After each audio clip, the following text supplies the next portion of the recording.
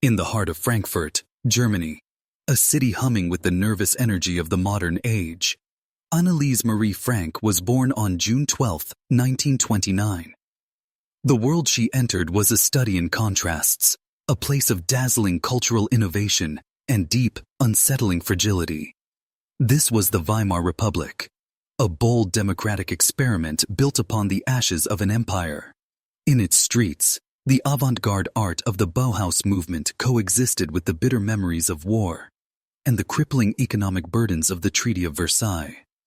It was a world balanced on a knife's edge, where the melodies of jazz and cabaret spilled from smoky clubs, almost, but not quite, drowning out the rising murmur of political extremism. For the Frank family, however, this world was simply home. They were a cornerstone of their community, a respected, assimilated German-Jewish family who saw their German identity not as a label, but as the very essence of their being. They celebrated German holidays, spoke the German language with pride, and participated fully in the civic and cultural life of a nation they loved. Their Jewishness was a matter of heritage and faith, a private thread in a rich tapestry that was, above all, German. At the center of this world was Otto Frank, a man whose character seemed to embody the optimism of the era. A former officer in the Imperial German Army who had served his country with distinction in the Great War, Otto was a thoughtful and progressive patriarch. He possessed a calm demeanor and an unshakable belief in the goodness of people. He was a businessman, pragmatic and resourceful, yet his true passion was his family. His gentle guidance was the bedrock upon which the family stood. His wife, Edith Frank Hollander, was his quiet counterpoint. More reserved and prone to introspection, Edith managed the household with a gentle but firm hand. While Otto looked outward to the world with hope, Edith's focus was inward, creating a sanctuary of warmth, order, and love within the walls of their comfortable apartment. She was the guardian of their domestic peace, a mother whose anxieties for her children's future were often masked by a placid exterior. Then there was Margot Betty Frank, their firstborn. 3 years older than Anne, Margot was the model daughter in every way, sensible, studious, and impeccably well-mannered. She was the calm water to Anne's crashing wave, her serene presence a soothing influence in the bustling household. She was the child who always did what was expected, her quiet diligence a source of pride for her parents. Into this well-ordered and loving family, Anne arrived like a spark of lightning, destined to illuminate and disrupt everything. From her earliest years, Anneliese Marie, or Anne as she was universally known, was a force of nature. She was not a child one simply observed, she was an event one experienced. Where Margot was placid, Anne was a whirlwind of joyous energy, her laughter echoing through the high-ceilinged rooms, and her dark, expressive eyes sparkling with insatiable curiosity and a touch of mischief. She was a magnetic child who craved the spotlight and knew instinctively how to command it. While other toddlers might play quietly in a corner, Anne would be orchestrating games, directing her friends, and chattering endlessly, her mind racing far ahead of her tongue. Her world was a stage, and she was its undisputed star. Her early childhood was an idyllic montage of simple pleasures that, in retrospect, would seem impossibly precious.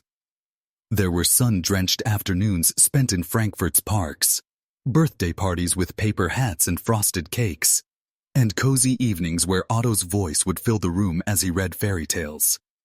She was adored by her family and surrounded by a circle of friends, both Jewish and non-Jewish, who were drawn to her vibrant spirit. In these moments, in the innocent bubble of a happy childhood, the world was safe, predictable, and endlessly fascinating. Her life was a symphony of normalcy, a testament to a family that had every reason to believe their future in Germany was secure and bright.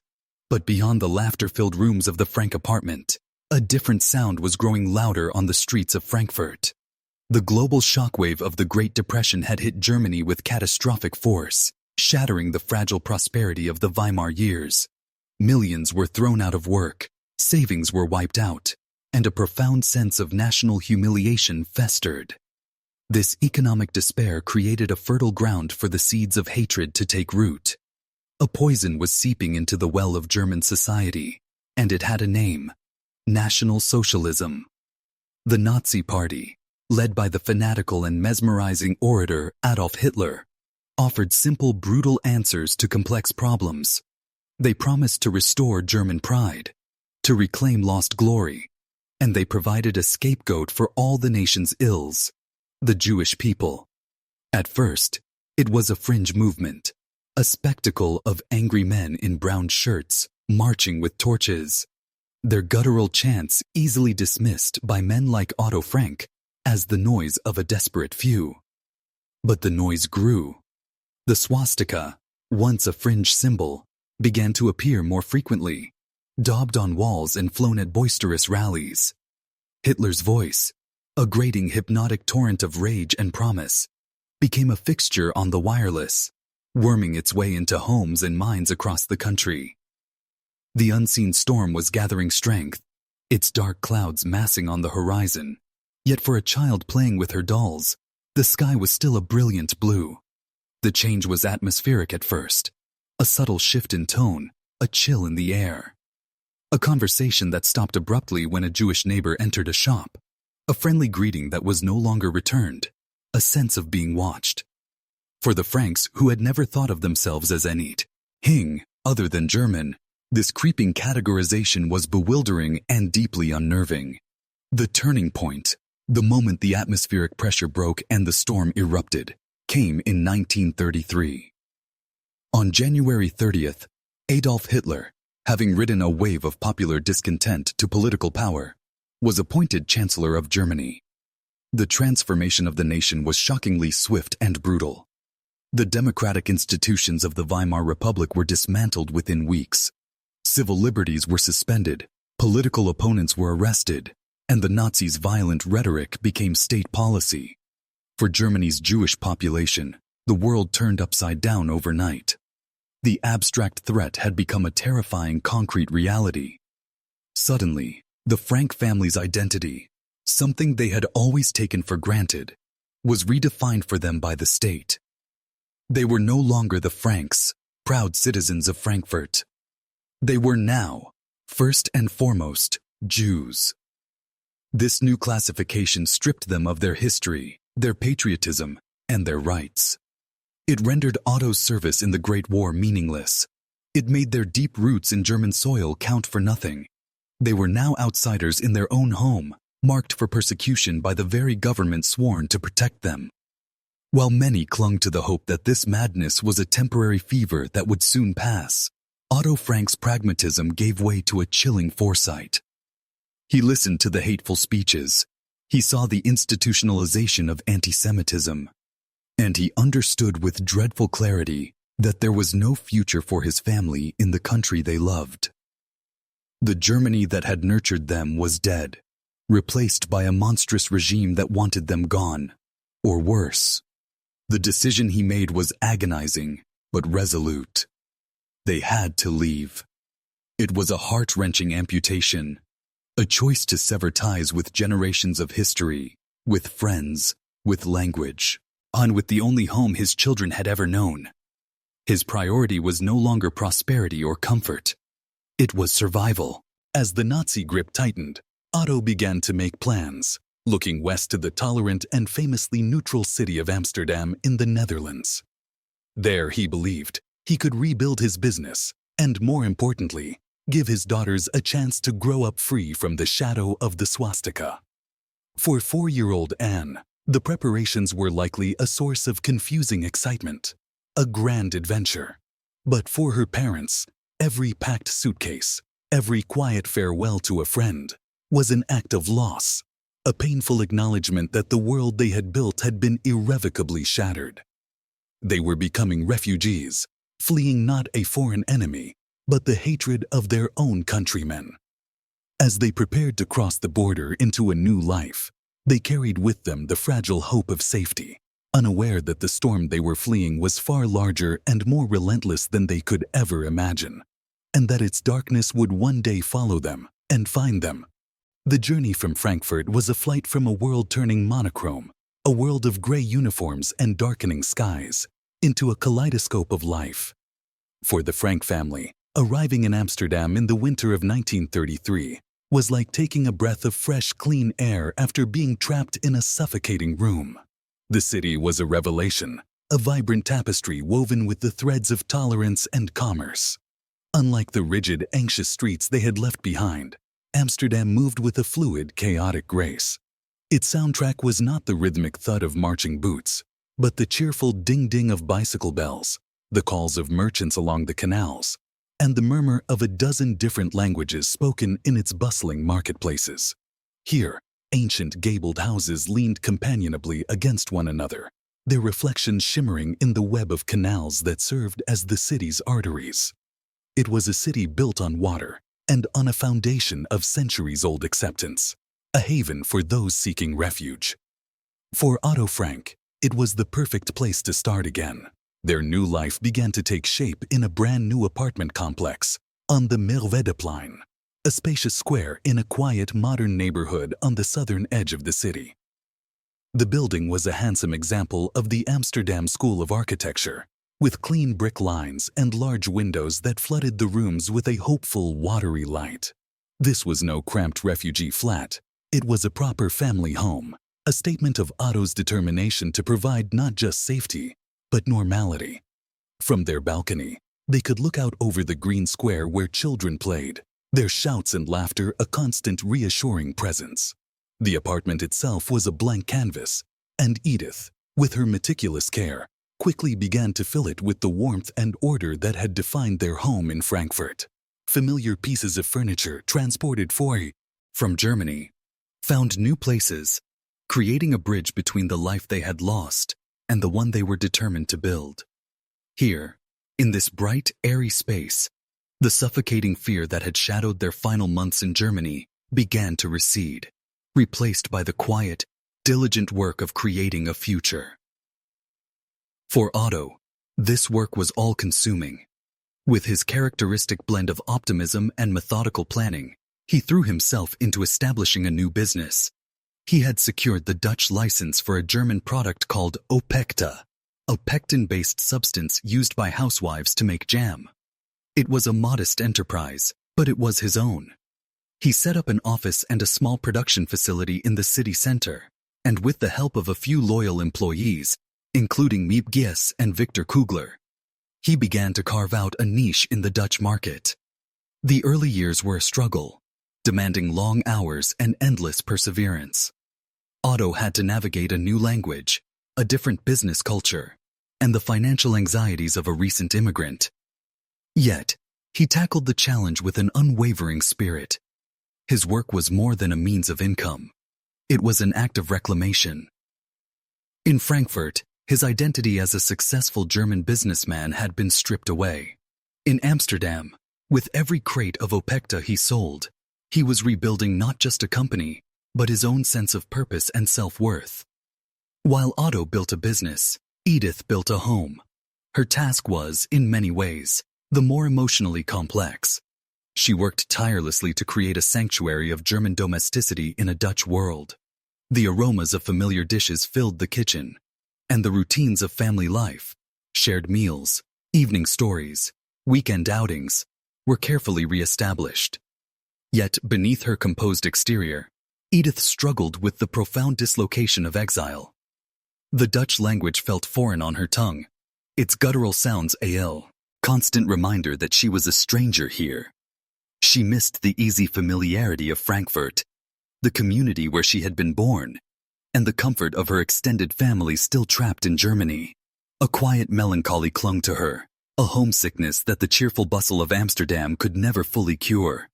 She watched her daughters adapt with an almost effortless speed, their German accents softening, their vocabulary filling with Dutch words, and felt a pang of both pride and alienation.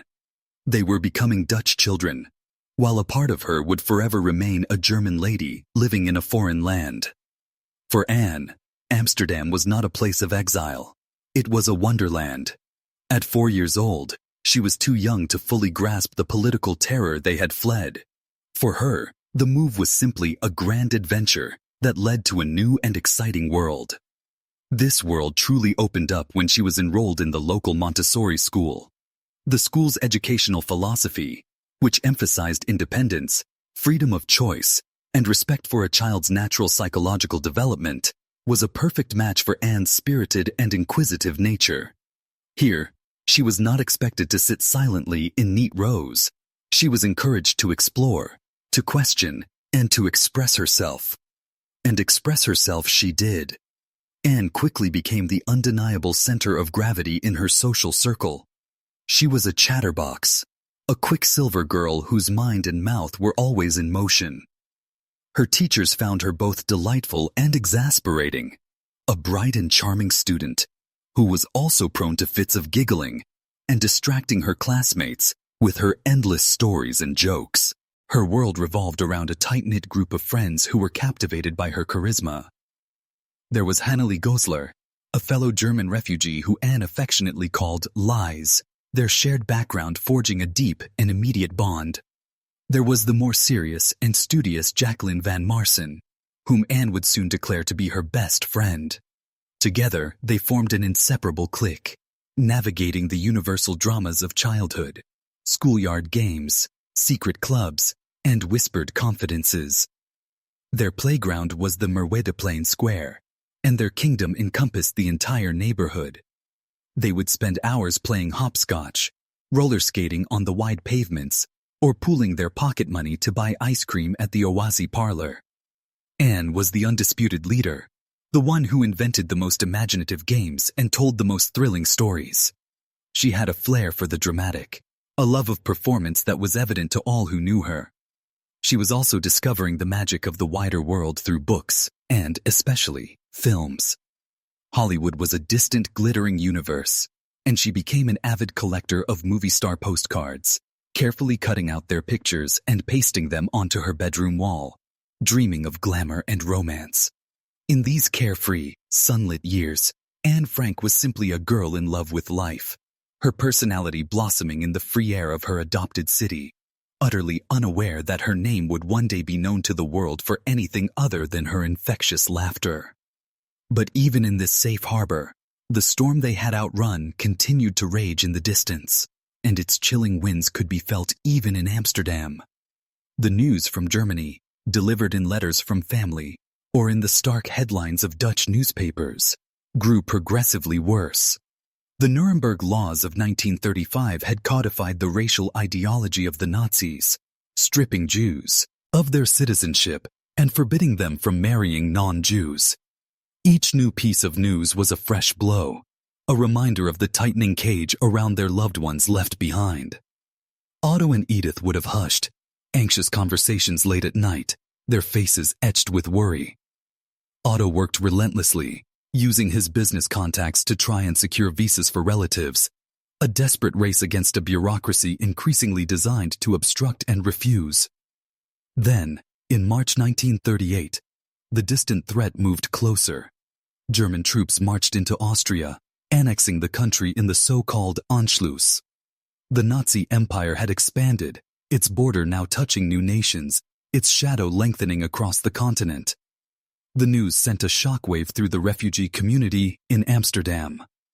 Their haven was beginning to feel less secure, more like an island in a rapidly rising sea. The illusion of safety was shattered with even greater violence later that year. On the nights of November 9th and 10th, the Nazi regime unleashed a coordinated pogrom against Jews across Germany and Austria. The event became known as Kristallnacht, the night of broken glass.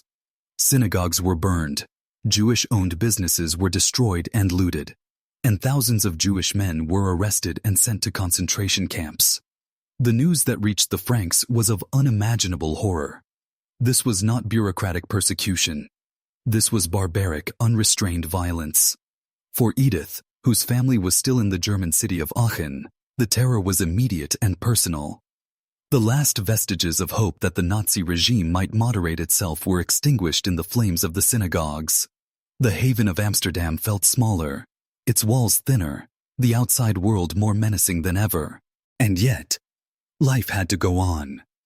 By 1939, the Franks had been living in Amsterdam for over 6 years. They had built a solid, comfortable life.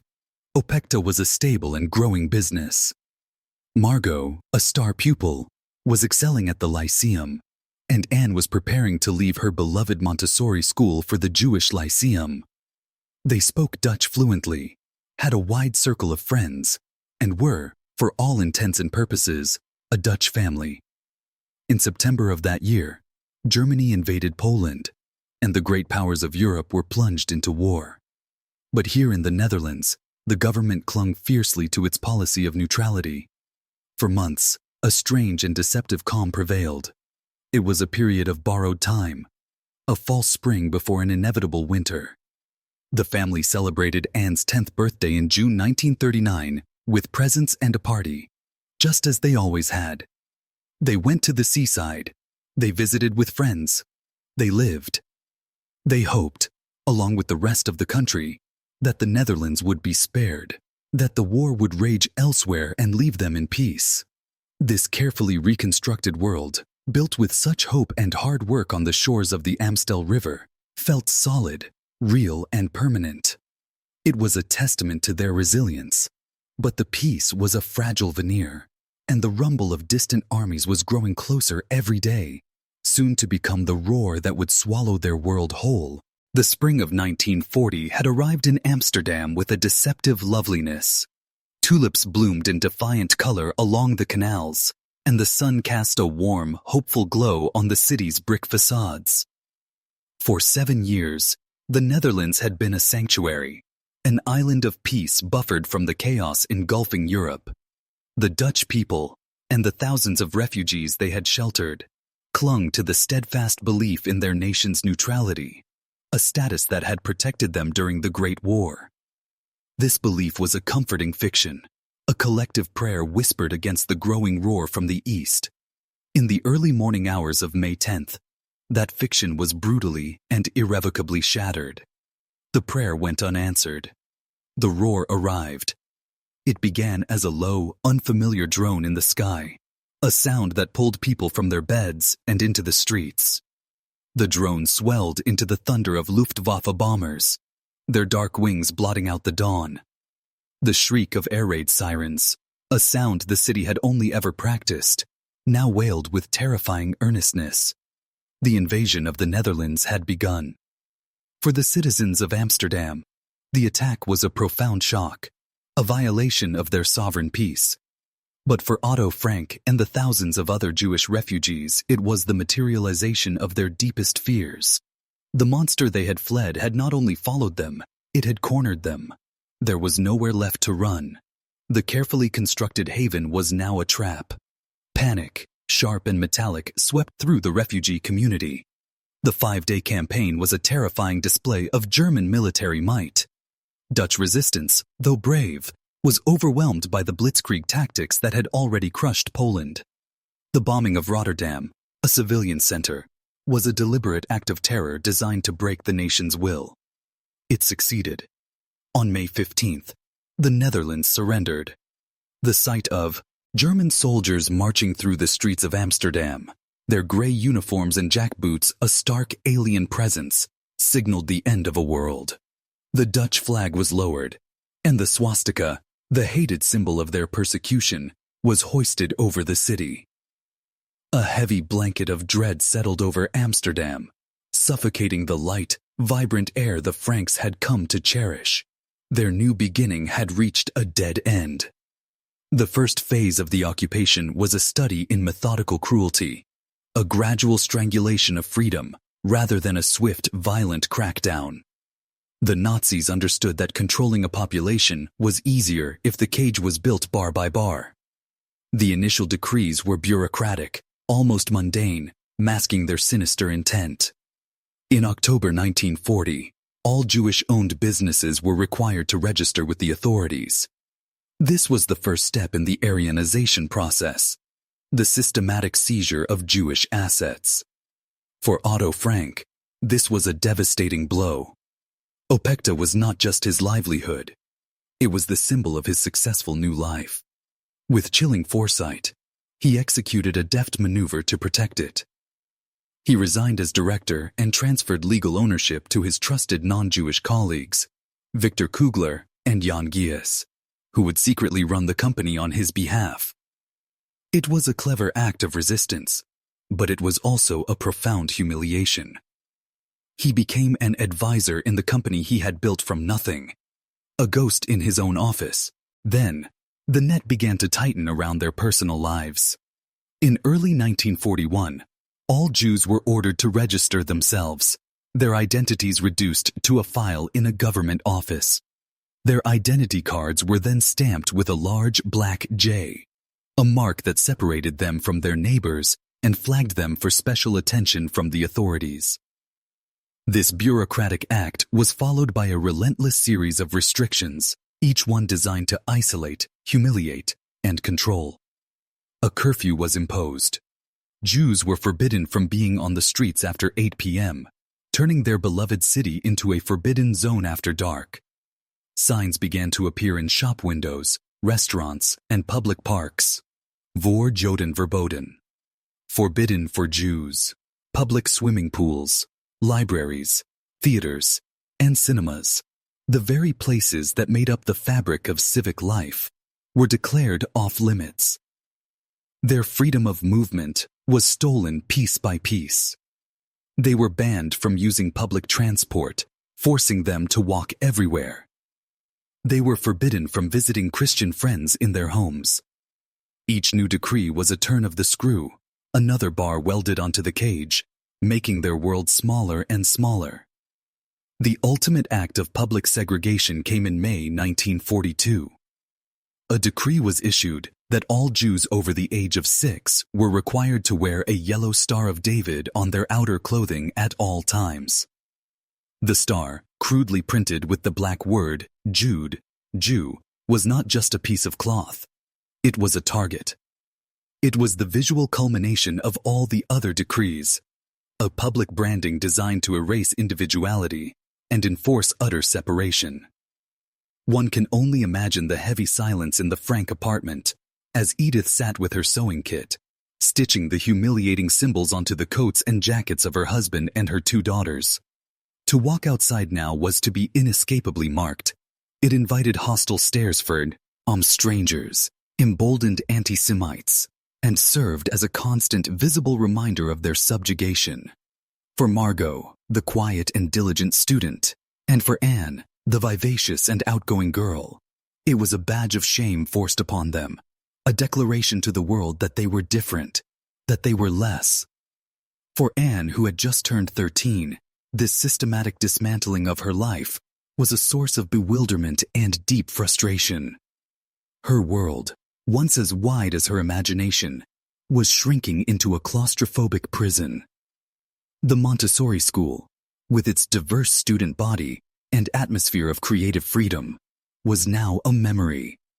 She and Margot, along with all other Jewish children, were forced into a segregated Jewish lyceum. While she was reunited with many of her old friends, the school itself was a ghetto, a daily reminder of their enforced isolation. Her life became a litany of prohibitions. She couldn't ride her own bicycle, a quintessential part of Dutch life, because it had been confiscated. She couldn't go to the ice cream parlor with her friends on a warm afternoon. She couldn't sit on a park bench to read a book. The simple, spontaneous joys of being a teenager were systematically stolen from her. The vibrant, free-spirited girl, who once held court in the schoolyard, was now living a life governed by a long list of things she could not do. A life of ever-present fear and ever-narrowing horizons. By the summer of 1942, the situation had become desperate.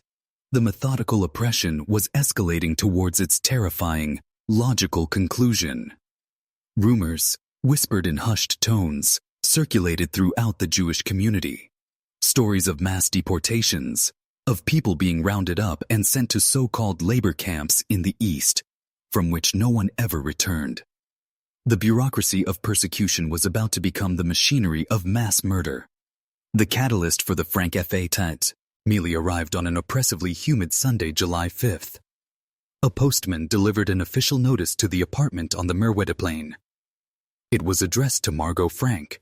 The document was a Zentralstelle für jüdische Auswanderung, Central Office for Jewish Emigration, call-up notice, ordering 16-year-old Margot to report for deportation to a work camp in Germany. The cold, impersonal language of the summons could not mask its horrifying meaning. This was not a call for labor. It was a death sentence. The family stared at the piece of paper, and in that moment, the abstract fear they had lived with for 2 years became a concrete, immediate threat to their child. The arrival of the notice detonated the quiet desperation in the apartment into frantic, focused action. There was no question of Margot obeying the summons. The time for hoping and waiting was over. The unspoken emergency plan, the one Otto and Edith had been secretly preparing for months, had to be enacted immediately, not in a few weeks as they had intended, but now, tomorrow. For months, Otto, with the help of his most trusted employees, had been secretly preparing a hiding place. The rear annex of his Opekta office building at Prinsengracht 263, a small 3-story apartment concealed behind the main offices, had been slowly stocked with furniture, food, and other necessities. This was their last, desperate gamble for survival, to vanish from the face of the earth. The final hours in their home were a blur of hushed, urgent activity. They had to create the illusion that they had fled the country, likely to Switzerland. Otto left a note with a misleading address. The apartment was left in a state of calculated disarray. Beds unmade, a breakfast half-eaten on the table, to suggest a sudden, panicked flight. The packing was an agonizing process of triage. What do you take when you are leaving your entire world behind? For Anne, the choice was a school satchel filled with books, some curlers, and most importantly, a small red and white checkered autograph book she had received for her 13th birthday, which she had recently decided to use as a diary. They couldn't carry suitcases, as that would arouse suspicion. Instead, they put on as many layers of clothing as they could bear in the summer heat. As the gray light of dawn broke on Monday, July 6, 1942, the Frank family took one last look at the home that had been their sanctuary. Then, they stepped out of their apartment, locking the door behind them for the last time. They walked out into a drizzling rain, not towards the central train station, but on a long, circuitous route towards the city center. They were about to walk out of their lives, to become ghosts in their own city, heading towards an anonymous office building where a swinging bookcase waited to close behind them, sealing them off from the world. The morning of July 6, 1942, was a portrait in gray. A persistent summer rain fell on Amsterdam, slicking the cobblestones and blurring the familiar lines of the city into a watery, indistinct landscape. Through this downpour walked 4 figures, a small, beleaguered family moving with a purpose that belied their outward appearance. Otto, Edith, Margot, and Anne Frank were not merely out for a walk. They were ghosts performing their own disappearance. They were burdened not by suitcases, a sight that would have screamed flight to any German patrol, but by the sheer weight of their clothing. Each wore multiple layers, a walking wardrobe of their former lives, the fabric growing heavy and suffocating in the humid air. Every footstep was a gamble, every passing stranger a potential threat. For Anne, clutching a satchel containing her most precious belongings, the city she had claimed as her own had become a hostile territory to be navigated with a pounding heart and downcast eyes. Their destination was an anonymous brick building on the Prinsengracht Canal, a place of business that to the outside world was simply the headquarters of Opekta and Gieskorps. To the Franks, it was their last hope. They were met at the door by Miep Gies, her calm, reassuring face a small beacon in their sea of fear. She led them silently through the bustling offices, where the daily rhythm of commerce continued, a surreal counterpoint to the family's desperate act of vanishing. They climbed a wooden staircase, then another, until they reached a landing outside the private office. There, Victor Kugler, one of Otto's most trusted colleagues, gestured towards a plain gray bookcase laden with files and binders. With a quiet heave, he pulled the case forward on hidden hinges, revealing not a wall, but a dark, narrow opening. This was the threshold. As each member of the Frank family stepped through that opening, they were crossing a line between existence and non-existence. The bookcase swung shut behind them with a soft, final click, the sound of a lock turning not on a door, but on the world itself. The noise from the office, the city, the rain, all of it was instantly muffled. They were now inside. They were safe. They were prisoners. The air in their new home was thick, still, and smelled of dust and stored spices from the warehouse below. It was a world of shadows and strange angles, a secret wart on the back of a normal building. Otto led them on a tour of what he called the Achterhuis, the Secret Annex. It was a multi-level hiding place, far larger than a simple secret room, yet its dimensions felt immediately and shockingly constrained. A wooden staircase, so steep it was more like a ladder, led up from the landing. The first level contained a small room with a sink and a cooking stove, which would serve as a kitchen and living room. Adjacent to it was a slightly larger room, which Otto and Edith claimed, and next to that, a smaller, narrower bedroom that would be shared by Margot and Anne. The furniture was a haphazard collection of pieces that had been secretly moved from their old apartment, familiar objects looking alien in these cramped, unfamiliar surroundings. The windows, their only link to the outside, offered a muted view of the canal house's rears and a majestic chestnut tree in a neighboring garden. But even this view was a forbidden luxury. Otto immediately instructed them on how to hang the heavy blackout curtains that would have to conceal them day and night. The initial moments were a chaotic mix of relief and disorientation.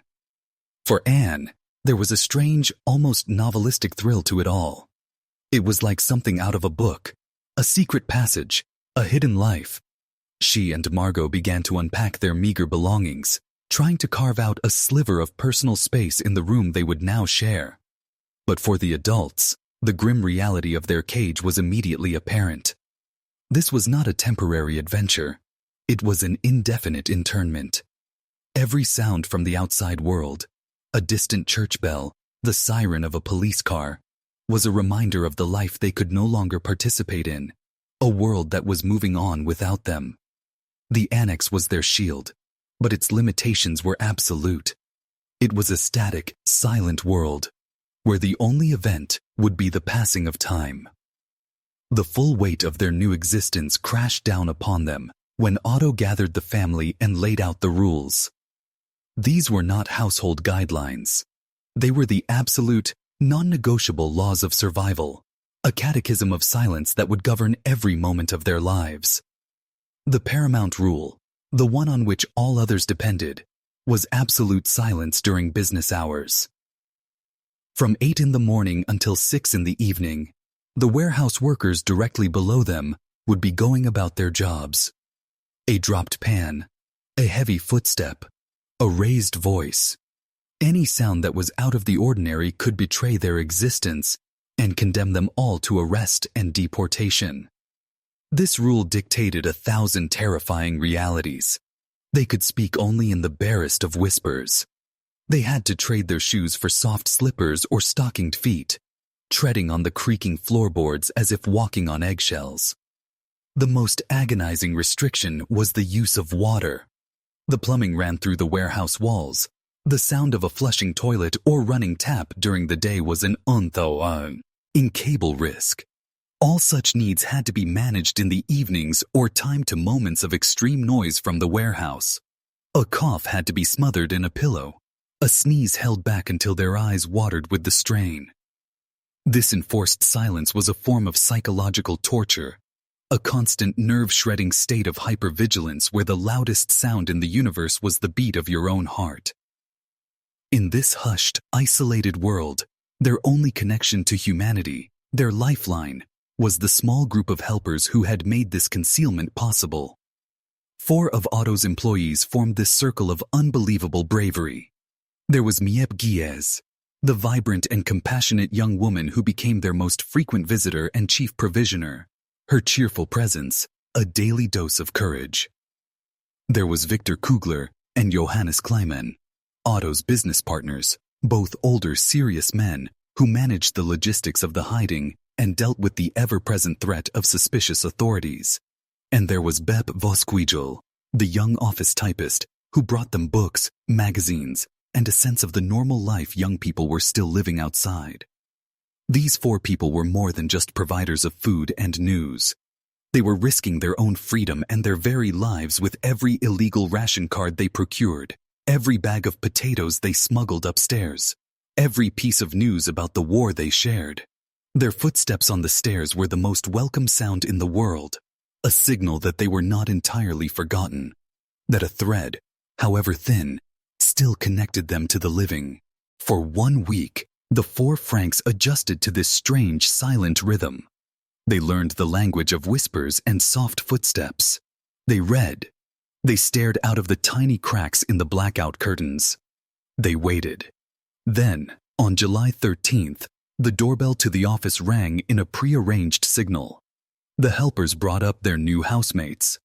The Van Pels family, business associates of Otto's, had also been forced to flee.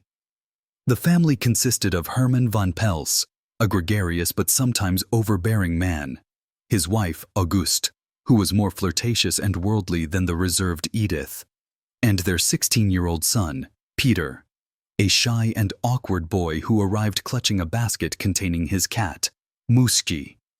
Their arrival immediately and irrevocably altered the dynamic of the annex. The space, already claustrophobic for 4, now seemed to shrink to impossible dimensions for 7. Every resource, food, water, the single toilet, was now stretched thinner. The potential for irritation and friction multiplied exponentially. Personal habits, differing opinions, and the sheer lack of privacy were now constant factors in their shared confinement. The bookcase swung shut behind them, and the 7 residents of the secret annex were sealed inside. The frantic escape was over. Now began the real test. The long, silent, and uncertain wait for a liberation that was nowhere in sight. The world of the secret annex was a world without horizons, a life governed by the tyranny of the clock and the discipline of silence. Once the initial shock of concealment wore off, it was replaced by a new, more insidious challenge, the crushing weight of monotony. Each day was a near-perfect replica of the one before, a meticulously structured performance of survival enacted within the same 4 walls. The day began not with the sun, but with the faint sound of an alarm clock at 6:45 a.m., which was immediately silenced to prevent its ring from penetrating the floorboards. This was the signal to begin the silent phase, a period of hushed, careful movement as the warehouse workers began to arrive downstairs. Breakfast was a quiet affair of whispers and gestures. Every scrape of a spoon against a bowl, every cough, every creak of the aging structure was a source of heart-stopping anxiety. When a hammer would accidentally be dropped in the warehouse below, or an unfamiliar voice would be heard, the 8 residents would freeze in place, eyes wide with terror, not daring to breathe until the moment of perceived danger had passed. With the workday underway below, the annex inhabitants would retreat into their separate, silent activities. For the 3 young people, their days were structured around a rigorous academic schedule devised by the ever-methodical Otto Frank. He was determined that their confinement would not be an intellectual wasteland. Margot, ever the diligent student, would lose herself in Latin and mathematics. Peter Van Pels would busy himself with English and woodworking. And Anne, when she could secure a moment at the shared desk, would dive into her own studies of French and history, alongside the increasingly vital work of writing in her diary.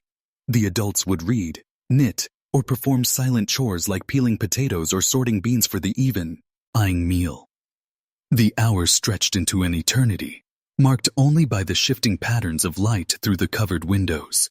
The brief, whispered visit from one of their helpers around midday was a lifeline, a precious infusion of news, supplies, and the simple human contact they so desperately craved. Then, The silence would descend again until the 6 o'clock whistle blew from a nearby factory. The most beautiful sound in the world, signaling the end of the workday and their release from the bonds of silence. The transformation was instantaneous. It was as if a spell had been broken. Whispers could become spoken words. Stockinged feet could be shod, and the toilet could be flushed without a surge of panic. The evening meal was the central event of their day, a time for conversation, debate, and often argument, followed by the dishwashing and the evening's entertainment, reading, studying, or listening to the radio. This daily cycle, from absolute silence to relative freedom, was the rhythm of their captive lives, a routine that provided structure while simultaneously highlighting the profound abnormality of their existence. Into this fragile, carefully balanced ecosystem, a new element was introduced in November 1942. The helpers brought a desperate request to Otto, a local dentist named Fritz Pfeffer, an acquaintance of both the Frank and von Pels families, was in imminent danger. The Nazi roundups were intensifying, and he had nowhere to go. The question hung in the still air of the annex. Could they make room for one more? It was a decision fraught with peril. Their own safety was balanced on a knife's edge. One more person meant one more mouth to feed from their already meager rations. One more body taking up precious oxygen and space. One more potential source of noise or illness. But for Otto Frank, whose humanism was the core of his character, there was only nay answer. To turn away a man facing certain death was unthinkable. And so, it was decided. The dentist would become the 8th resident. Pfeffer's arrival was another tense, clandestine operation. He slipped into the annex under the cover of darkness, bringing with him the fresh, raw terror of the outside world. He was a living bulletin of the horrors they were hiding from, with first-hand accounts of families being dragged from their homes and the city's streets being systematically cleansed of its Jewish population. His presence was a stark reminder of why they were there and what fate awaited them if they were ever discovered. Logistically, his arrival was a nightmare. A new sleeping arrangement had to be devised, and the already microscopic portions of food had to be divided 8 ways instead of 7. The delicate social balance of their secret family was about to be put to its most severe test. For no one was the impact of Mr. Pfeffer's arrival more direct or more disruptive than for Anne. To make space, Margot moved onto a camp bed in her parents' room, and it was decided that the new arrival would share the small back bedroom with Anne. Suddenly, the one space that was nominally hers was now to be shared with a 53-year-old man, a virtual stranger. Fritz Pfeffer was a man set in his ways, a pedantic and, in Anne's view, thoroughly exasperating individual. He had his own routines, his own opinions, and a fondness for long-winded lectures on dental hygiene and proper behavior. For a 13-year-old girl on the cusp of adolescence, fiercely protective of her own thoughts and hungry for privacy, this intrusion was a form of torment. Their cohabitation quickly devolved into a private war, a daily battle of wills fought over the smallest of territories. The main battlefield was the small wooden writing desk. For Pfeffer, it was a place to study his medical texts and write letters. For Anne, it was her entire world. It was where she communed with Kitty, her diary, where she poured out her frustrations, her dreams, and her razor-sharp observations of the annex's inhabitants. It was the only place she could be truly alone. Their arguments over the use of this desk became legendary, a recurring clash between his rigid scheduling and her desperate need for a creative and emotional outlet. This constant conflict over a simple piece of furniture was symbolic of the greatest hardship of their confinement, the total and utter annihilation of personal space and privacy. Pfeffer's arrival acted as a catalyst, accelerating the formation of fault lines that were already developing within the group. The initial spirit of communal survival had begun to fray under the relentless pressure of forced intimacy. 8 distinct personalities, with all their quirks and flaws, were grinding against each other day after day. The most frequent clashes occurred between the Franks and the Van Pels. Mr. and Mrs. Van Pels argued frequently and loudly. their squabbles echoing through the thin walls. Auguste van Pels, with her theatrical airs and what Anne saw as a foolish devotion to her fur coat, often grated on the nerves of the more reserved Edith Frank.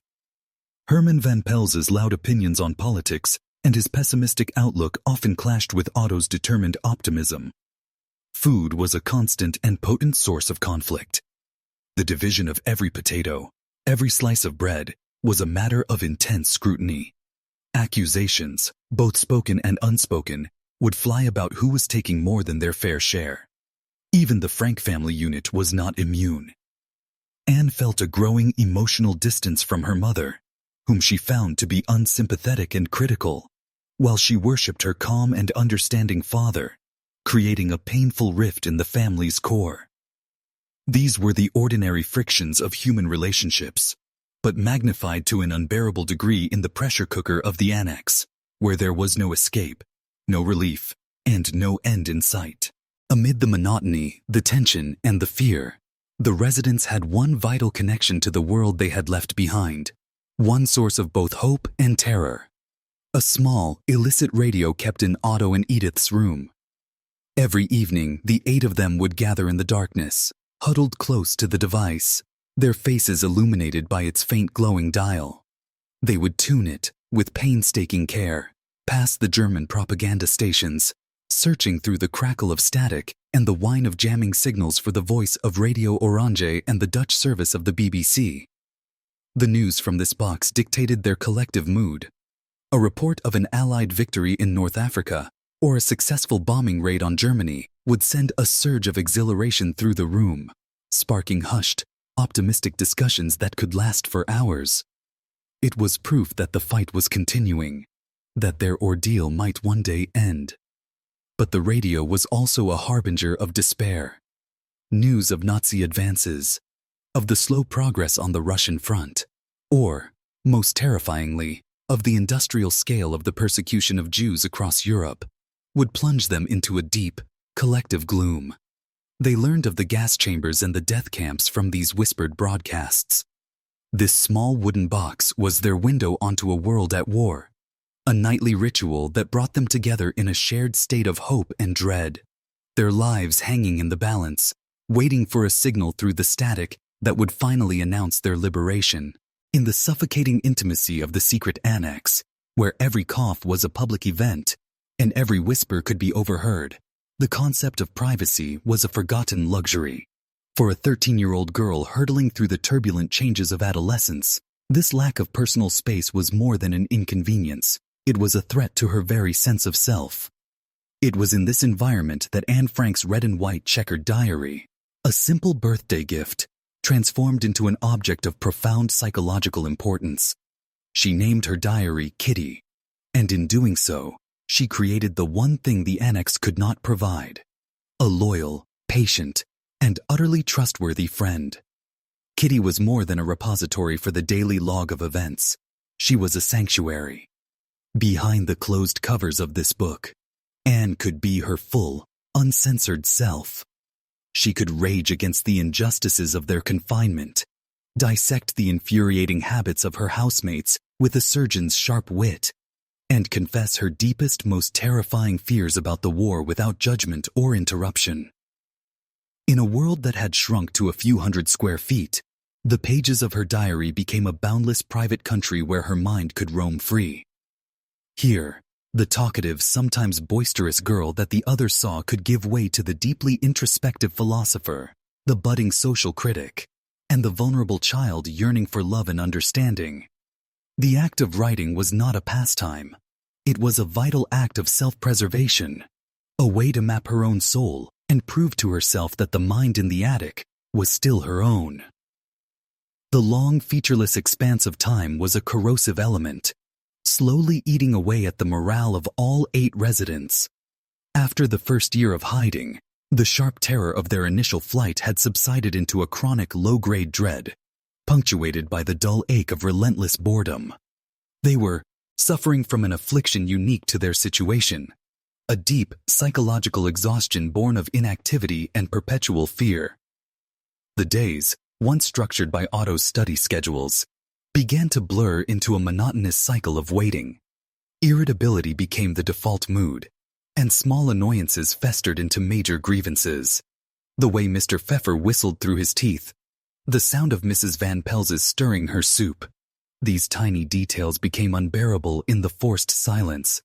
They were all haunted by the constant, ambient fear of discovery. A car backfiring in the street below could be mistaken for a gunshot. The sound of unfamiliar footsteps on the office staircase would cause them all to freeze, their blood turning to ice. The nights were often the worst. The wail of air raid sirens would send them scrambling from their beds to a designated, safe spot, where they would huddle together in the darkness, listening to the thunder of anti-aircraft guns and the terrifying drone of Allied bombers, praying that a stray bomb would not be the thing that ended their ordeal. Each resident coped differently with this immense mental toll. Otto fought it with a determined, almost stubborn optimism, burying himself in books and his children's education. Edith, his wife, seemed to shrink inward, often succumbing to periods of quiet depression and tearful nostalgia for the life they had lost. The others oscillated between hope and despair, their spirits rising and falling with the news from the front lines. Against this backdrop of shared anxiety, Anne was navigating the treacherous private war of adolescence. Her physical and emotional changes were happening in a fishbowl, with no space to retreat and no mother to confide in. Her relationship with Edith had become a landscape of mutual misunderstanding and pain. Anne, craving independence and intellectual validation, saw her mother as overly critical, sentimental, and fundamentally out of touch with her inner world. Edith, grappling with her own fear and depression, saw a daughter who was rebellious, sharp-tongued, and seemingly ungrateful, so unlike the placid, perfect Margot. Their conversations were often fraught with tension, ending in tears and slammed doors, a heartbreaking inability to connect across a generational and temperamental divide. In contrast, her bond with her father, Otto, her beloved Pim, was her emotional anchor. He was the one person who saw beyond her difficult exterior to the sensitive, intelligent mind within. He treated her not as a child, but as an intellectual peer, discussing politics, history, and literature with her, taking her thoughts seriously. He was her defender, her teacher, and her idol, and the unwavering security of his love was the bedrock upon which she built her burgeoning identity. As her mind sharpened, she began to see all the adults with a new critical clarity, finding their fears petty and their opinions often conventional. She was intellectually outgrowing her own cage. For the first year and a half of their confinement, Anne and Peter Van Pels had existed in a state of mutual disregard. To her, he was a lump, lazy, painfully shy, and unpardonably dull. To him, she was an insufferable, noisy chatterbox. They were two lonely teenagers occupying the same small space, but separated by a chasm of personality. But as time wore on, a subtle shift began to occur. A shared loneliness began to erode their initial judgments. Anne, starved for the company of a peer, someone who could understand her unique blend of youthful angst and adult anxieties, began to look for the boy behind the quiet facade. She started to seek him out, initiating conversations that slowly, haltingly, began to flow. Their sanctuary became the attic. Up a steep ladder, amidst the dust, discarded office supplies, and the scent of old paper, was a small window that looked out onto the sky and the branches of the great chestnut tree. This cramped, forgotten space became their private universe. Here, surrounded by the ghosts of a forgotten business, they could talk. He spoke of his frustrations with his parents and his feelings of inadequacy. She spoke of her complex relationship with her family and her dreams for a future she wasn't sure she would ever have. For Peter, Anne's vibrant energy was a force that drew him out of his protective shell. For Anne, Peter's quiet, gentle nature provided a calm and accepting audience for her swirling thoughts. A deep friendship blossomed, which soon deepened into a tender, innocent first love. In the dim light of the attic, they shared shy glances, whispered secrets, and eventually, A first, tentative kiss. It was a poignant symbol of life's persistent, defiant urge to create beauty and connection. Even in the darkest and most desolate of places, in the spring of 1944, a voice from the outside world reached into the annex and changed the course of Anne's life and her legacy forever. The residents were gathered around the radio, listening to a broadcast from London by Gerrit Bolkestein, a minister in the Dutch government in exile. He spoke of the future, of the time after the war when the nation would need to rebuild not just its cities, but its historical memory. He made an appeal to the Dutch people to hold on to any documents from the occupation, letters, diaries, journals, so that a full and human record of their suffering could be preserved for posterity. For Anne, these words were an electric shock, a profound moment of revelation. Her diary, her private conversation with Kitty, was suddenly imbued with a new, immense public importance. It was not just her story. It was a testament. It was a voice from the hidden heart of the occupation, a piece of history that she, a 14-year-old girl, held in her hands. This broadcast ignited a powerful new ambition within her. She would not just be a diarist. She would be an author. She decided that after the war, she would publish a book based on her experiences, and she even had a title for it, Het Achterhuis, The Secret Annex. With a new sense of purpose, she began the methodical and laborious task of rewriting her diary. On loose sheets of office paper, she revised her early entries, editing for clarity, adding context, and sharpening her prose with the conscious skill of a writer crafting a narrative. She was shaping her raw emotions and observations into a story for the world.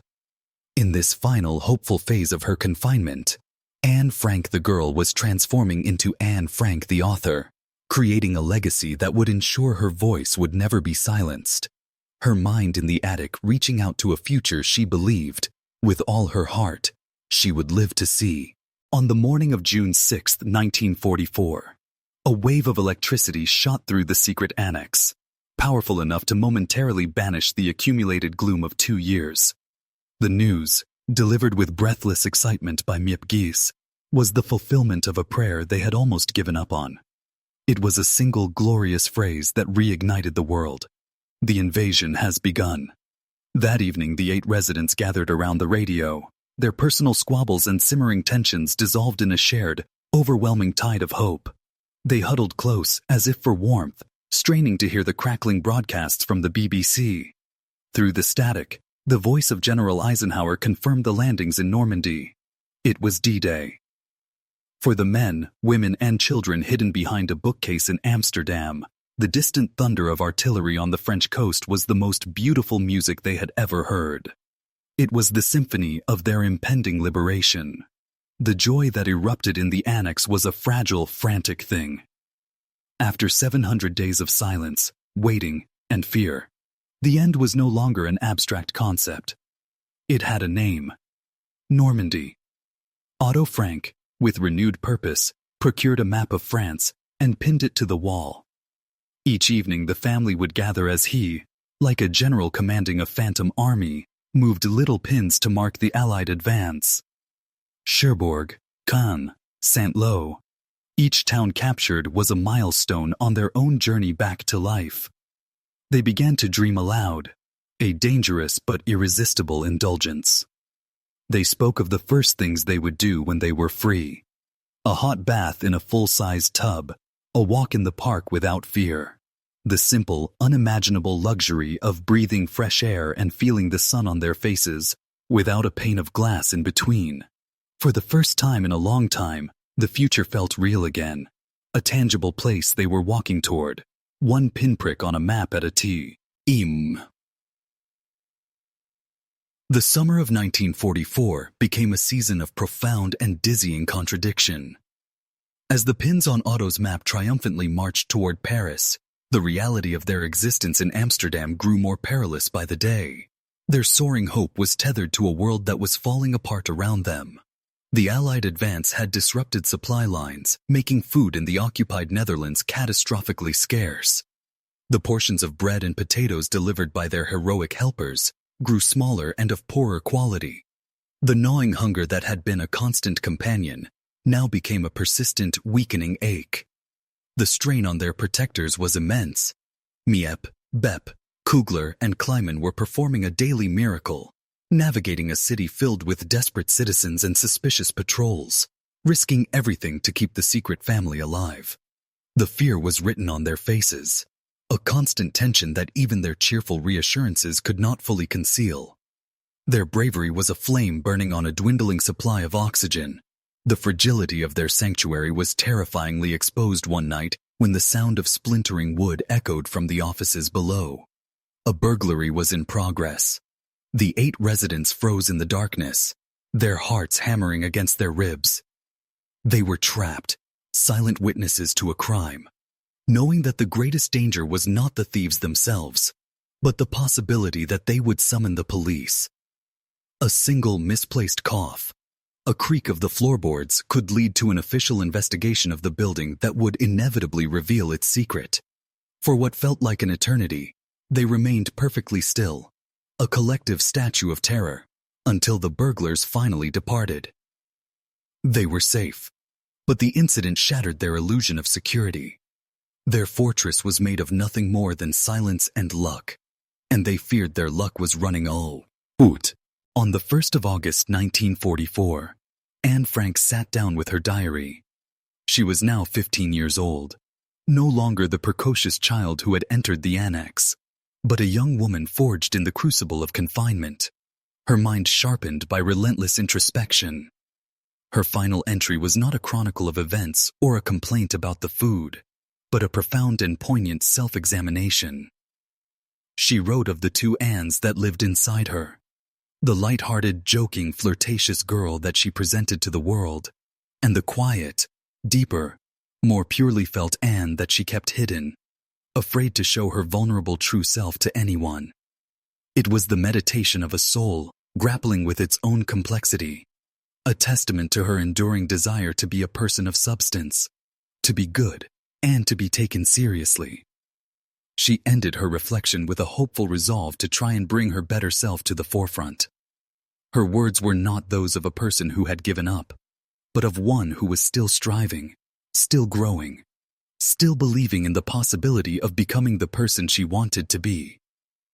This was the last time the world would hear her voice. Her pen fell silent, but her hopes for the future, for a life of writing and meaning, remained vibrant on the page, a final, luminous whisper before the end. The morning of August 4th dawned clear and warm, an ordinary summer Friday. Inside the annex, the familiar hushed routine began. After 2 years and 1 month, their life of silence had become an ingrained, almost natural state. Margot and Anne were quietly reading, their heads bent over their books. Peter was likely studying in his small room. The adults were occupied with their silent chores. Downstairs in the office, the helpers were at their desks, the clatter of typewriters and the ringing of the telephone, providing the normal soundtrack to a business day. It was a morning like any other. A placid moment of waiting in a long summer of waiting.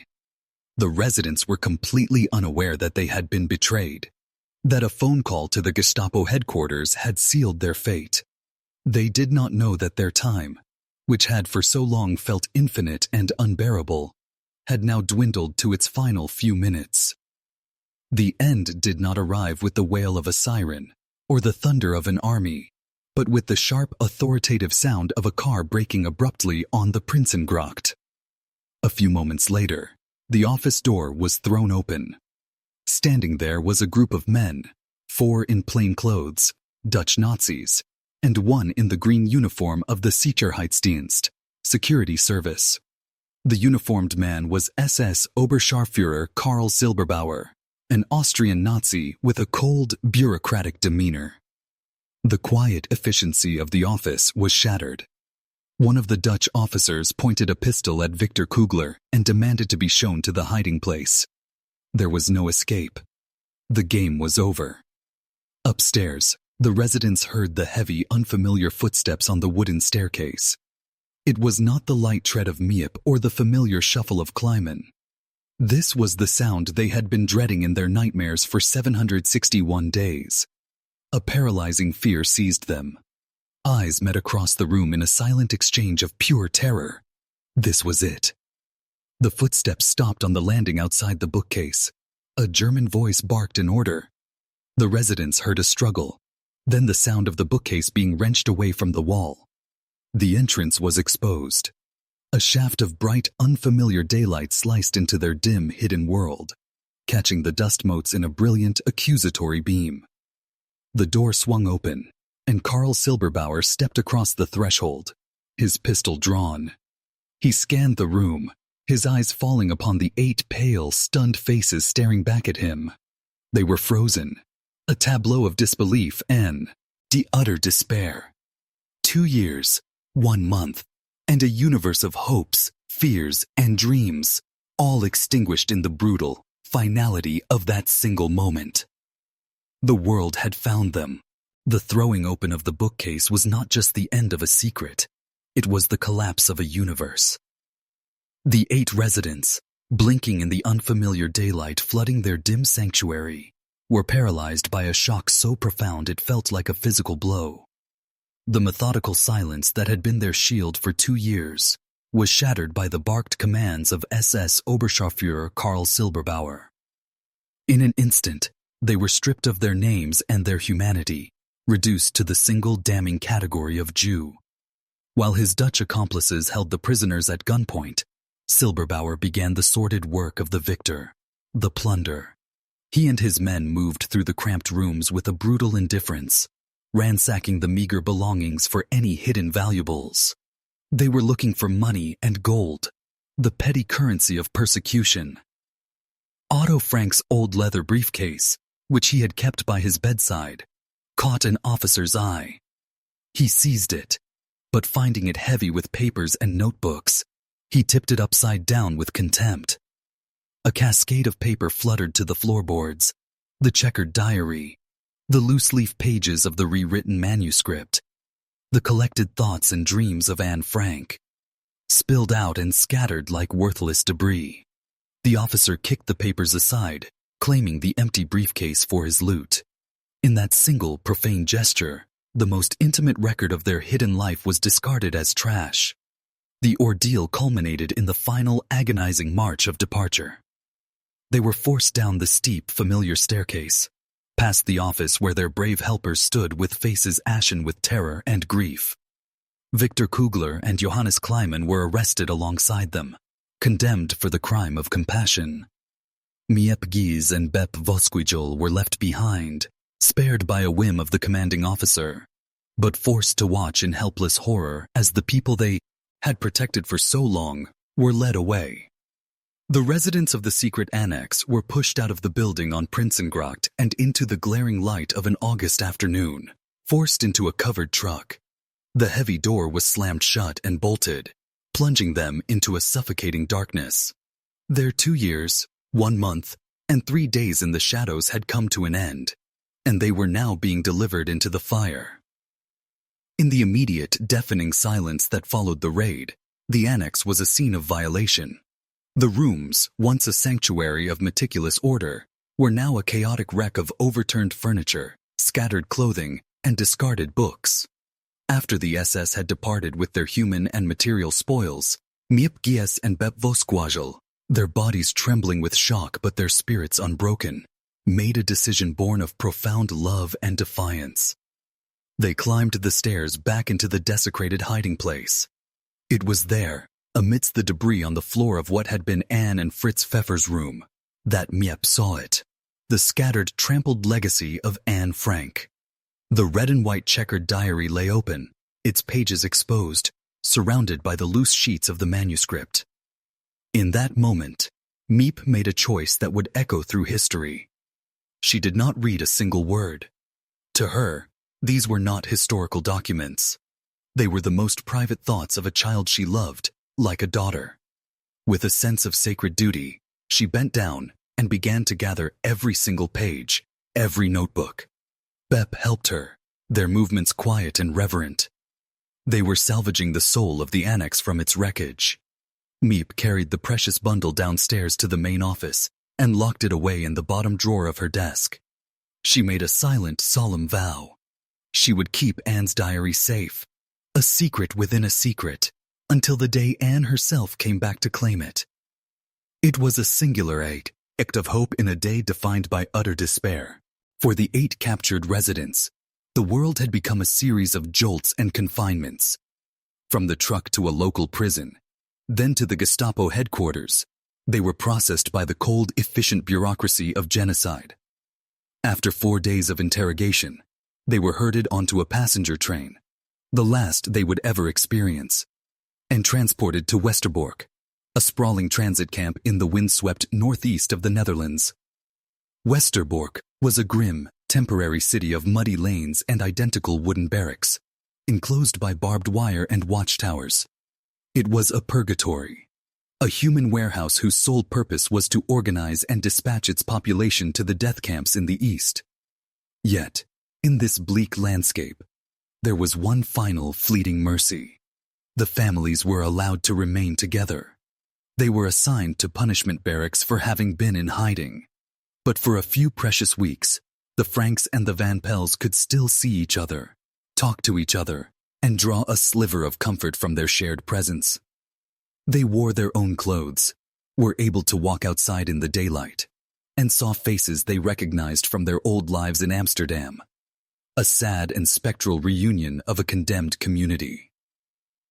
It was their last taste of a world that, however grim, still contained a semblance of family and identity, before they were cast into a darkness that would consume it all. The Allied armies were now racing across France. Paris was liberated in late August. This good news was a cruel torture for the prisoners of Westerbork, as it created a frantic urgency among their captors to clear the camp. On the morning of September 3, 1944, the dreaded announcement came. A transport was being assembled. The chaos of the selection was a whirlwind of terror. Names were barked over loudspeakers. Guards with rifles herded people into lines, and the air filled with the sounds of weeping and panicked goodbyes. The 8 residents of the Secret Annex, captured less than a month before, heard their names called. By a horrific twist of fate, their discovery had come just in time for them to be included on the manifest of what would be the very last transport to ever leave Westerbork for Auschwitz. Had they been found just a few weeks later, they would have survived.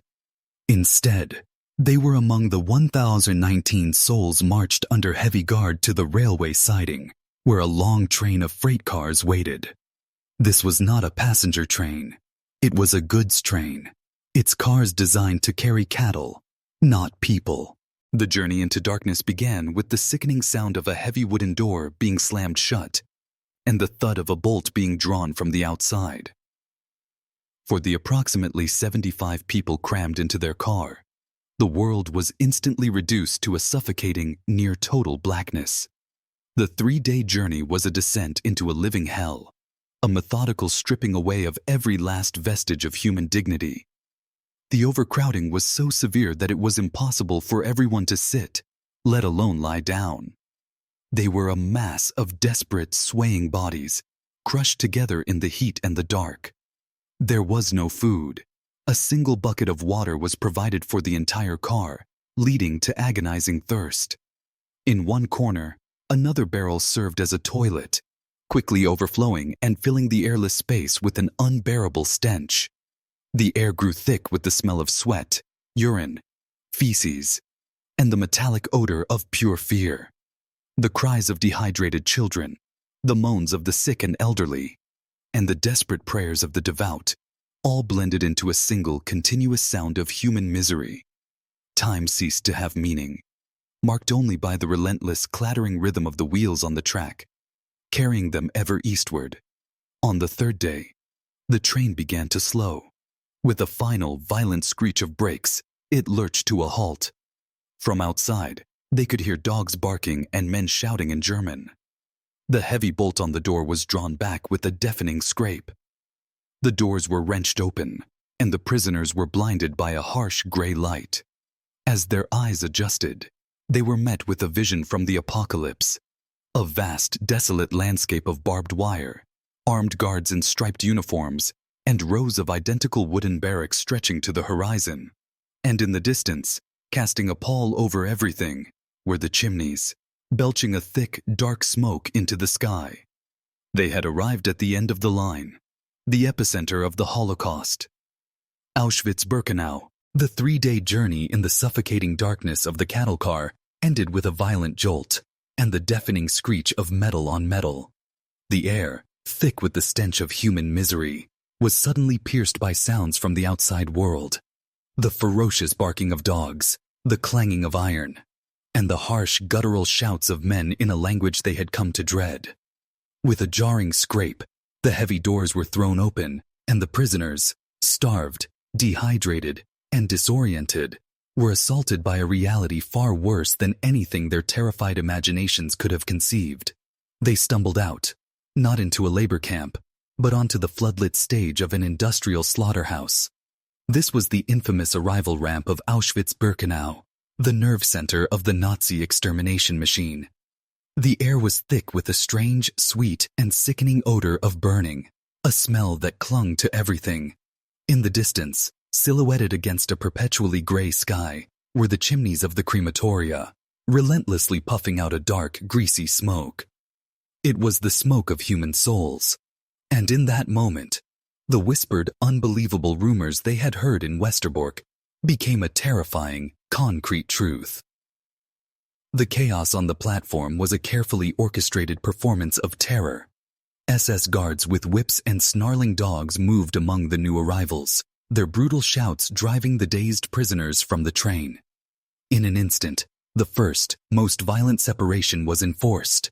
Männer links, Frauen rechts. Men to the left, women to the right. Families who had survived years of persecution, who had endured the horrific journey clinging to one another, were torn apart in a matter of seconds with the butt of a rifle or the crack of a whip. Before the shock of this first separation could even register, the next phase of the process began. The lines of prisoners were forced to march forward toward a group of SS officers who stood with an air of clinical detachment, their polished boots planted firmly on the platform of judgment. Among them, often, was the camp's most notorious physician, Hauptsturmführer Josef Mengele, the so-called Angel of Death. What followed was the selection. It was a terrifyingly simple and swift procedure. Each prisoner was made to walk before the doctors, who, with a single appraising glance, would decide their fate. A flick of the finger to the right meant assignment to slave labor, a temporary stay of execution. A flick to the left meant the prisoner was deemed unfit for work, too old, too young, too frail, and was condemned to immediate death in the gas chambers. By a remarkable and cruel twist of fate, every single one of the 8 residents of the Secret Annex passed this initial selection. They were young enough, and appeared healthy enough after their 2 years of relative inactivity, to be considered useful. They were all waved to the right. For Otto Frank, this small reprieve was instantly swallowed by a far greater agony. As he was shoved into the column of men alongside Hermann and Peter van Pels, he desperately searched the teeming platform for a last glimpse of his family.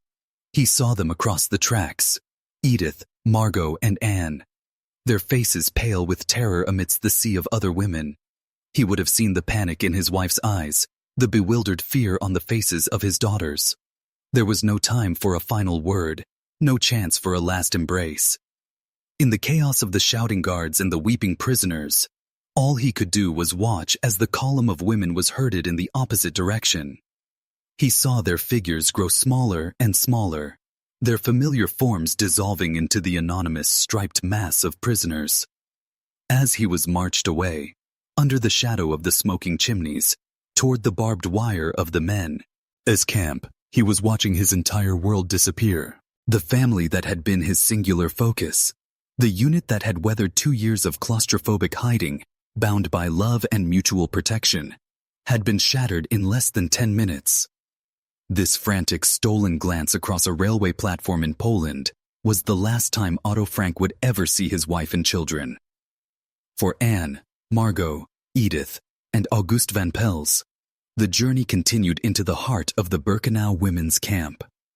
What followed was a systematic and brutal process of dehumanization, a ritual designed to strip them of every vestige of their former selves. They were herded into a large crowded building known as the sauna, where the final destruction of their identity took place.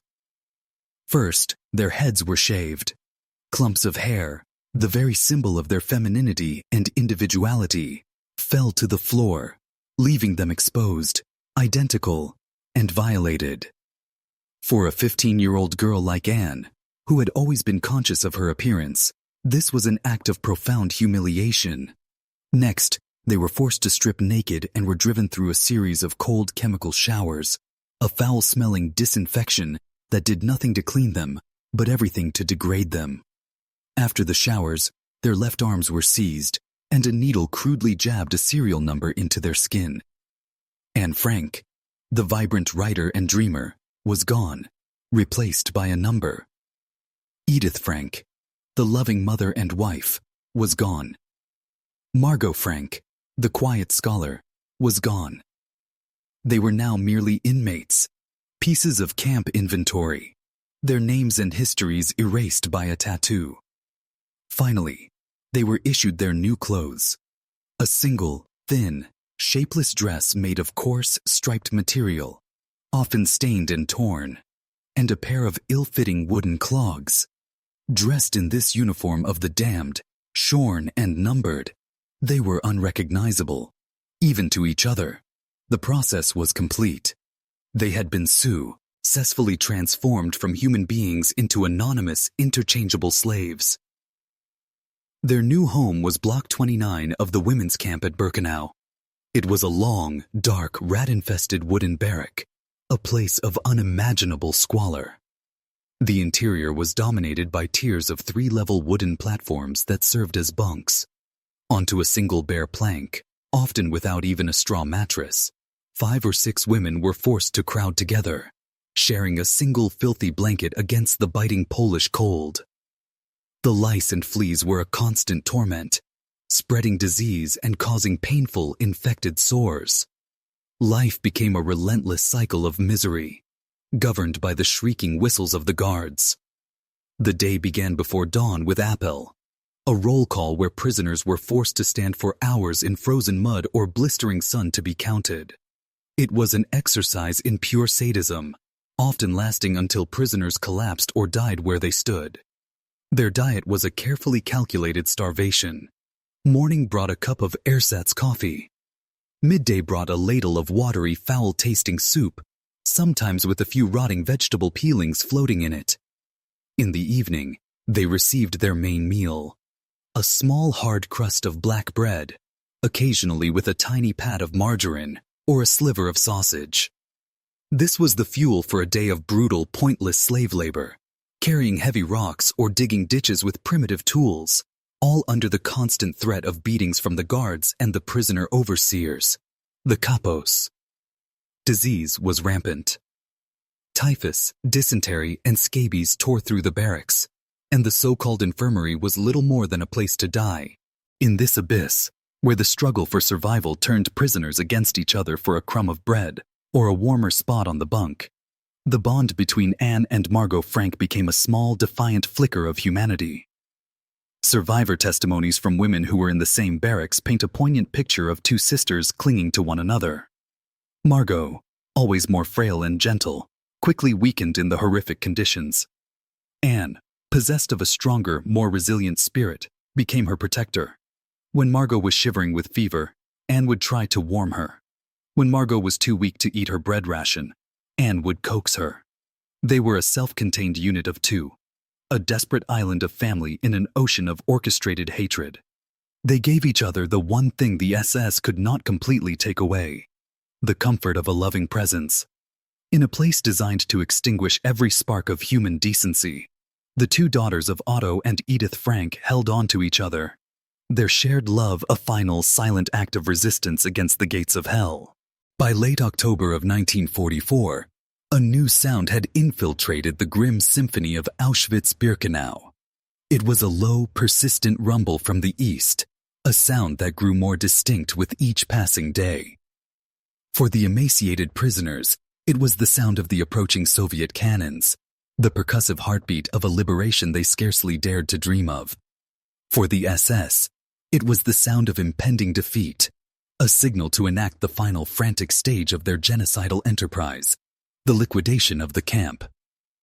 A panicked and murderous urgency gripped the Nazi command. They began a systematic effort to erase the evidence of their crimes, dynamiting the crematoria and gas chambers that had functioned with such horrifying efficiency. Simultaneously, they began to empty the camp of any prisoner still capable of work. This was no act of mercy. It was a strategic redeployment of slave labor and a deliberate attempt to march any potential living witnesses to their deaths in camps deeper within the German Reich. The camp was thrown into a state of chaotic turmoil as selections were held daily, herding thousands onto new transports or forcing them on brutal, frozen death marches westward. In one of these chaotic selections, Anne and Margot Frank, their bodies rail-thin, but their youth still marking them as viable workers, were chosen for transfer. The selection also marked the final, brutal sundering of the Frank family. Their mother, Edith, was not chosen. At 44, weakened by nearly 2 months of starvation and hard labor, she was deemed unfit for further transport. The scene at the train tracks was one of raw, primal despair. Edith, who had already been separated from her husband, now faced the loss of her children. Survivor accounts describe a mother clinging to her daughters with a desperate strength, refusing to be parted from them until the guards tore them from her arms. As Anne and Margot were forced onto yet another cattle car, their mother was left behind on the platform, condemned to face the final, brutal winter in Auschwitz alone. Her fate was a slow, agonizing descent into utter hopelessness. Separated from everyone she loved, Edith Frank gave up. Her entire existence became a singular, heartbreaking mission. She would save every crust of bread she could acquire, pushing the scraps through the fence of the infirmary block, believing her daughters were on the other side and that she could somehow keep them alive. She starved herself for them, unaware they were already hundreds of miles away. In early January 1945, just 3 weeks before the Red Army would finally raise its flag over the gates of Auschwitz, Edith Frank succumbed to starvation and exhaustion, dying alone on the filthy bunk of a disease-ridden barracks. For Anne and Margot, the journey ended at Bergen-Belsen, a concentration camp in northern Germany. If Auschwitz had been a highly organized, industrial factory of death, Belsen, in the final winter of the war, was an apocalypse. It was not designed as an extermination camp, but it became one through a deliberate and catastrophic policy of neglect. The camp was deluged with thousands of prisoners evacuated from the east, creating conditions of unimaginable horror. The barracks were crammed to overflowing, with the living and the dead sharing the same lice-infested bunks. There was no food, no clean water, no medicine, and a complete breakdown of sanitation. The ground became a treacherous quagmire of mud, filth, and human excrement. With no functioning latrines, the dead and dying lay everywhere, in the mud, between the barracks, piled in great decomposing mounds. Law and order vanished, replaced by the simple, brutal law of survival. It was into this Dante-esque circle of hell, a plague pit where humanity had utterly collapsed, that the Frank sisters arrived. In this abyss, a voice from a former life reached out to Anne. Hannelie Goslar, Anne's childhood friend from the Merwedeplain Square, was imprisoned in a separate, slightly less horrific section of the camp known as the Star Camp. Hearing a rumor that a girl from her transport knew Anne Frank, Hannelie made her way to the barbed wire fence that separated the two compounds. The fence was stuffed with straw, making it impossible to see through clearly. In the freezing darkness, Hannelie called out her friend's name. A weak, trembling voice answered.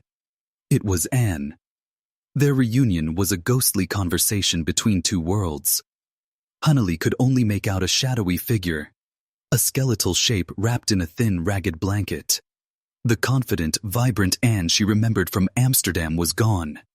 replaced by a broken child who wept in the dark. Anne's voice was hoarse as she recounted her story, her words tumbling out in a torrent of misery. She described the horrors of Auschwitz and the even greater misery of Belsen. She sobbed that Margot was terribly ill, barely able to move, and that she believed, with a chilling certainty, that both of her parents were dead. She was cold, she was hungry, she was alone. Hanley, in a desperate act of love, managed to throw a small package containing a few crusts of bread and a pair of socks over the fence, a tiny offering against an ocean of suffering. It was the last time she would ever hear her friend's voice. The final weeks of their lives were a descent into the hell of the typhus epidemic that was now raging unchecked through Bergen-Belsen, killing thousands every day. Transmitted by the lice that infested every prisoner, the disease brought a raging fever, delirium, and excruciating pain. Both sisters contracted the illness. They lay side by side on their hard wooden bunk, shivering with fever, their bodies covered in sores, their minds lost in delirium. In late February or early March of 1945, Margot, weakened to the point of near paralysis, summoned a last ounce of strength and fell from the top bunk onto the cold stone floor below. The shock and the impact were enough to kill her. Anne, in a brief moment of lucidity, saw that her sister, her last remaining connection to her family and her past, was gone. According to the testimony of fellow prisoners, the loss of Margot broke Anne's will to live. Her last anchor had been cut. She survived her sister by only a few days. Sometime in March 1945, she too succumbed to typhus, her 15-year-old body finally giving up the fight. Her death was quiet, anonymous, one of thousands in that terrible month. She was just another shorn skeletal figure, her once bright eyes clouded by fever, her vibrant voice silenced forever. She died unaware that her father was still alive, a continent away, and utterly oblivious to the profound and devastating irony of her timing. Just a few weeks later, on April 15, 1945, the first British tanks rolled into Bergen-Belsen, liberating the camp. For Anne and Margot Frank, freedom had arrived just a few weeks too late. While his wife and daughters were being consumed by the hell of the Birkenau women's camp, Otto Frank endured his own quiet purgatory in the men's camp at Auschwitz. Stripped of his role as husband and father, he was just another numbered inmate. A gaunt figure in a striped uniform, subjected to the same back-breaking labor and starvation diet. But where many men, having lost their families, succumbed to despair, Otto was animated by a singular, fierce, and perhaps irrational hope. He clung to the belief that his daughters, young and resilient, might somehow survive. This belief became his armor. The thought of seeing Anne and Margot again was the invisible ration that sustained him when the watery soup and crusts of bread failed. He had to live, not for himself, but for the possibility of them. He found a small measure of support in a close-knit group of Dutch prisoners, men who helped shield each other from the worst of the camp's brutality. A small testament to the persistence of decency in a world stripped of it. As the brutal winter of 1944 set in, his health failed, and he was transferred to the camp's sick barracks. This, in a final twist of fate, was what saved him. When the SS evacuated Auschwitz in January 1945, forcing tens of thousands of prisoners on the infamous death marches into Germany, Otto was too weak to be moved. He was left behind to die. But on January 27, 1945, it was not death that arrived, but liberation. The first Soviet soldiers who entered the camp found a ghost world, populated by skeletal figures hovering between life and death. Among them was Otto Frank, a free man, and the sole survivor of the 8 souls who had hidden in the Secret Annex. Liberation was not a homecoming. It was the beginning of another long and arduous journey. The war still raged, and Europe was a continent in ruins, its infrastructure shattered and its roads choked, with millions of displaced people. Otto's journey back to Amsterdam was a slow, circuitous odyssey that lasted nearly 5 months. Along with other survivors, he was first transported east, away from the front lines, to the Soviet port city of Odessa on the Black Sea. There, he waited for weeks in a displaced persons camp, slowly beginning the process of regaining his physical strength. From Odessa, he boarded a ship that took him through the Bosphorus and across the Mediterranean to Marseille, France.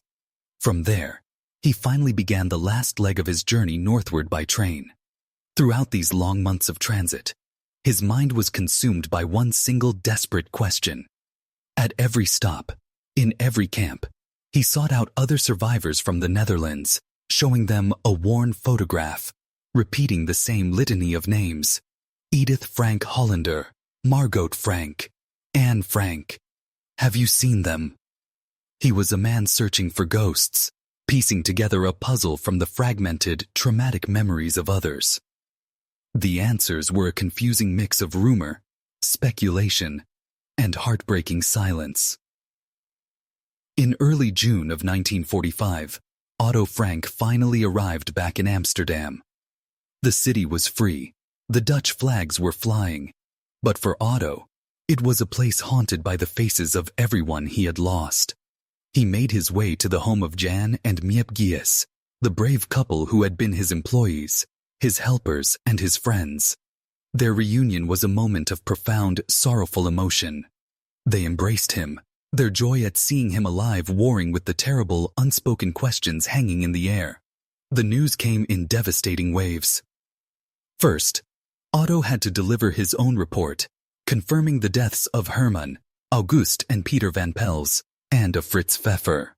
Then came the first blow to his own hope. He met with survivors who confirmed that his beloved Edith had died of starvation and exhaustion in Auschwitz, just before its liberation. The news was crushing, but he held on to the one thread he had left: his daughters. Then came a glimmer of hope, the cruelest of all. He was found by the Brille-Slijper sisters, 2 former resistance members who had been in Bergen-Belsen. They told him a story that made his heart leap. They had known Anne and Margot in the camp.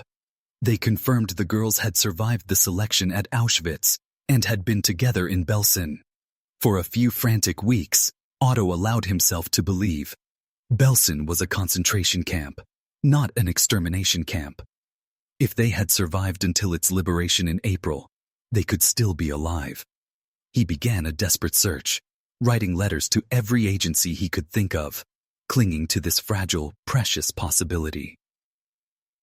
The final, crushing truth arrived in July. A letter was delivered to the Gieses' home, where Otto was staying. It was from the nurse who had been in the same barracks as his daughters. With a stark and unavoidable finality, the letter confirmed what he had most feared. Both Margot and Anne had died of typhus just weeks before the British arrived. The last thread of hope snapped. The purpose that had driven him to survive the horrors of Auschwitz, the reason he had endured the long journey home, was gone. He had returned, but he had returned to nothing. He was utterly and completely alone. It was on this day of profound and bottomless grief that Miep Gies knew her own sad duty must be performed. For over a year, she had kept Anne's diary locked in her desk drawer, faithfully guarding it with the fierce hope that she would one day be able to place it back into the hands of its rightful owner. That hope was now dead. She went to her desk, turned the key in the lock, and took out the red and white checkered notebook and the bundle of loose papers. She walked over to Otto, who sat enveloped in a silence that was deeper than any they had known in the annex. She placed the papers in his hands. "Here," she said. Her voice is thick with emotion. "Here is the legacy of your daughter Anne." Otto could not bring himself to look at it at first. The pain was too raw, too immediate. The thought of hearing his daughter's cheerful, vibrant voice rise from those pages was more than he could bear. For weeks, the diary lay untouched. But eventually, driven by a need to connect with the child he had lost, he opened the cover and began to read. The experience that followed was a revelation, as overwhelming as it was agonizing.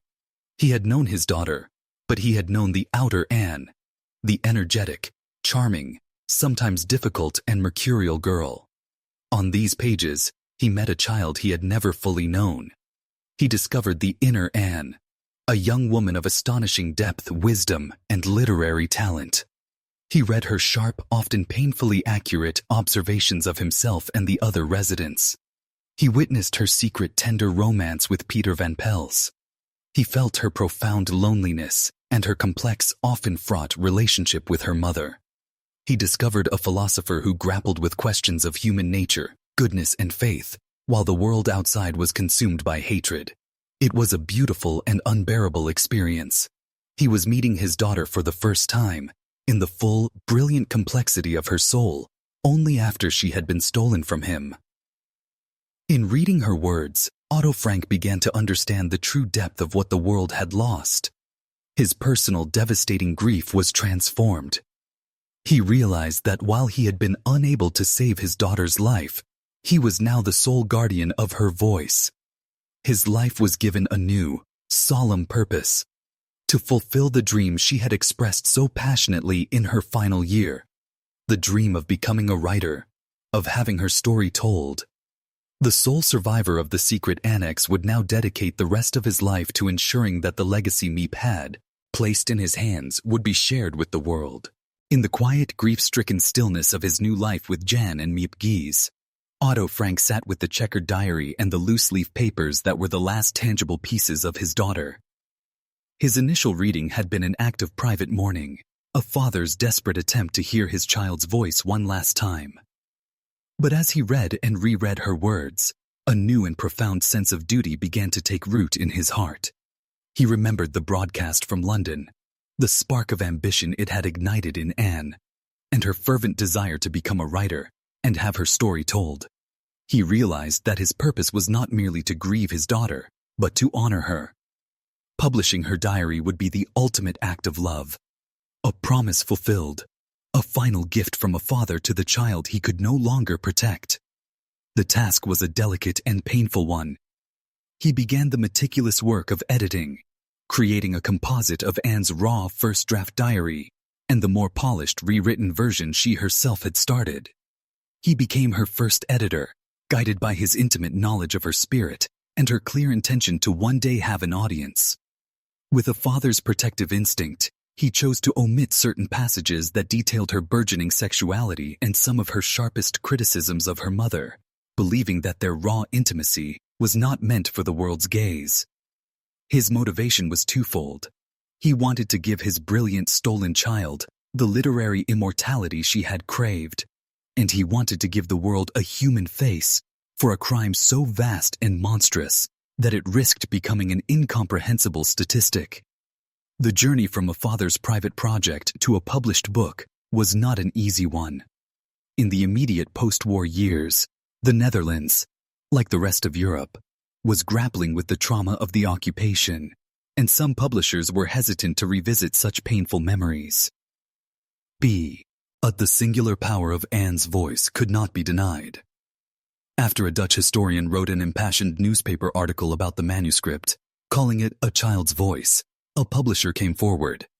In 1947, the book was published in the Netherlands under the title Anne herself had chosen, Het Achterhuis, The House Behind. The initial printing was modest, but the book began to find its way into the hearts of Dutch readers, who recognized in its pages the authentic fears and hopes of their own recent past. Its journey to the wider world was a slow but steady current. It was translated first into German and French, and then, crucially, into English. In 1952, it was published in the United States and the United Kingdom as Anne Frank, The Diary of a Young Girl. This new title, personal and direct, became the key that unlocked its global destiny, introducing Anne not as the resident of a hidden house, but as a young girl with a story to tell. The book's publication was the beginning of a cultural phenomenon that would far exceed Otto Frank's most ambitious hopes. The story's inherent drama and its deeply human characters were a natural fit for the stage.